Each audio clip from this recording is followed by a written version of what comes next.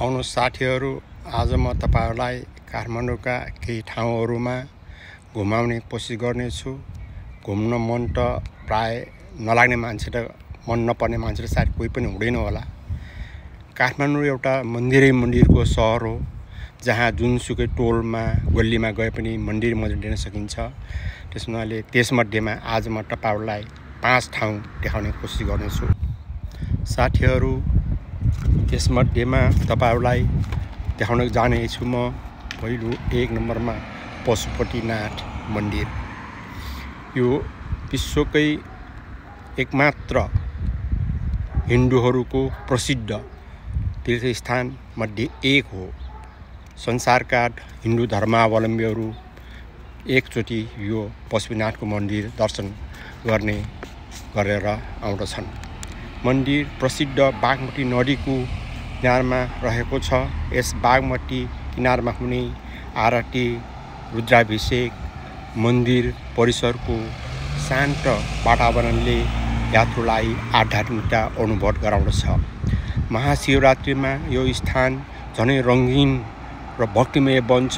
यो 1400 वर्ष पुरानो मन्दिर युनेस्कोको वस्तु सम्पदा सूचीमा समेत रहेको छ। यहाँका साधु सन्त सन्ध्याकालीन आरती र पुरानो सम्पदाले मनमा शान्ति प्रदान गर्दछ। पशुपतिनाथ केवल मन्दिर होइन, यो काठमाडौँको आत्मीयता पनि हो। यो संसारमा प्रचलित हिन्दूहरूको मन्दिरमध्ये एउटा प्रमुख मन्दिर मानिन्छ। महाशिवरात्रि दिनमा यहाँ ठुलो भिड लाग्ने गर्दछ। सधैँ आज पूजा डेली भइरहेको हुन्छ। अब दोस्रो नम्बरमा बौद्धनाथ स्तूप पर्छ। बौद्धनाथ स्तूप विश्वकै ठुलो स्तूपमध्ये एक हो। यो तिब्बती बौद्ध संस्कृतिको गहिरो प्रभाव देखिने यो स्थान ध्यान, शान्ति र आध्यात्मिकताले भरिएको छ। साँझको समयमा घिउ बत्तीको उज्यालोले वातावरण झनै मनमोहक देखिन्छ। यो बौद्ध स्तूप काठमाडौँको पूर्व उत्तर दिशामा अवस्थित छ र त्रिभुवन विमानस्थलबाट केही किलोमिटर मात्र नजिक छ। यो स्तूप 24 घण्टा खुला रहन्छ। विशेष गरेर साँझ र बिहानमा धेरै चहलपहल हुने गर्दछ। यसको समय चारैतिर घिउबत्ती उज्यालोले ज्यादै उज्जवल रमणीय बनाउँदछ। 1989 मा तिब्बतलाई आफ्नो अधीनमा लिएपछि धेरै चीनले अभिनय शरणार्थीहरू यसै वरिपरि बसोबास गरिरहेका छन्। यसलाई तिब्बतीहरूको हबको जस्तो रूपमा पनि देख्न सकिन्छ। तिब्बतीहरूको ज्यादै बसोबास भएको हुनाले यो तिब्बतसँग यहाँको धेरै रहनसहन, यहाँको समाज, यहाँको वातावरण अनि यहाँको पब्लिकहरू तिब्बतसँग धेरै मिलजुल पनि देख्न सकिन्छ।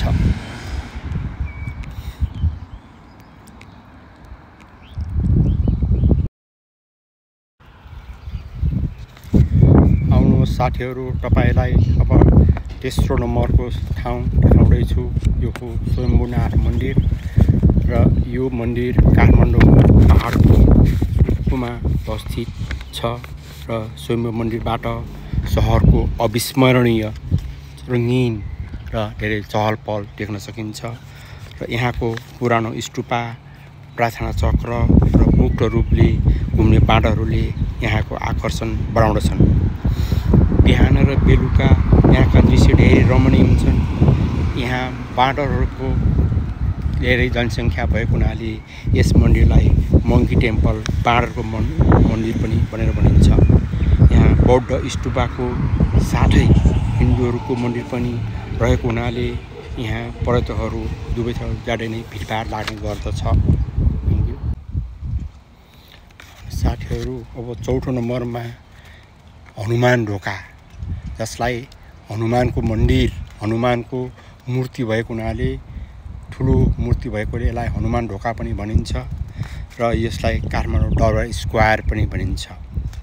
यो काठमाडौँ दरबार स्क्वायर पुरानो दरबार, मन्दिर, मूर्ति र सांस्कृतिक सम्पदाले भरिएको ऐतिहासिक क्षेत्र हो।